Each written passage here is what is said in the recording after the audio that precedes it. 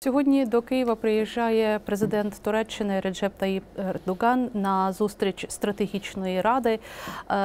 Чи можна назвати ці стосунки між Україною і Туреччиною справді стратегічними, особливо у питанні Криму? Якщо ми знаємо про те, що Туреччина не підтримала санкції щодо Росії, вона продовжує економічне співробітництво, турецькі кораблі заходять до Криму і відбувається будівництво газогону по дну Чорного моря. Дивіться, Туреччина перше і головне, і те, що за те, що ми маємо бути їй вдячними, вона стоїть на принципах територіальної цілісності України, дотримання суверенітету над Кримом і над окупованими частинами Донецької і Луганської областей. Туреччина тут виступає проти дій Росії, але дійсно Туреччина не приєдналася до європейських санкцій, до міжнародних санкцій, наполягаючи на тому, що в неї є особливе бачення вирішення подібних проблем.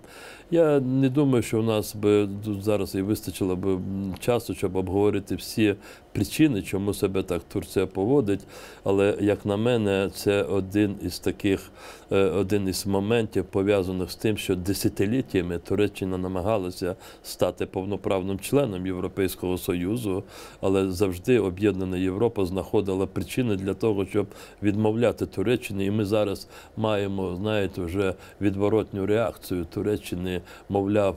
Я про це знаю, бо я говорив з високопосадовцями турецькими. Вони казали, хай вони тепер подумають, чому ми маємо приєднатися до їх рішення тоді, коли вони принциповому рішенні нам відмовляли бути одним із них. Якщо б ми були зараз членами Європейського Союзу, як кажуть деякі турецькі політики, то тут не було б жодних питань. Але нас має більш турбувати про те, що якими є відносини між Україною і Туреччиною, і тут треба зберігати хоча б той рівень довіри, який є між двома президентами, і той рівень підтримки територіальної цілісності, який є з боку Туреччини.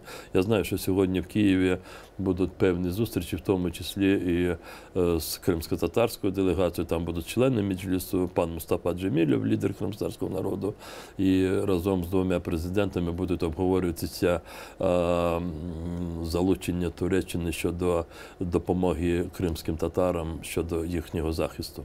Але чи не стала Україна в такому випадку жертвою стосунків Туреччини з Європейським Союзом, українські інтереси? Чому Туреччина не розглядає Україну як окрему країну, стратегічного партнера, а розглядає її в загальному колі своїх стосунків з Європейським Союзом? Я знову хочу повернутися до Росії, але не тому, щоб у всьому звинувачити Росію, але Росія, намагаючись вирішувати свої цілі, завдання, і вони створюють дуже багато інших проблем в різних частинах світу для того, щоб змусити своїх сусідів або держав, щоб залежати від них, і бачити тут сирійське втручання Росії щодо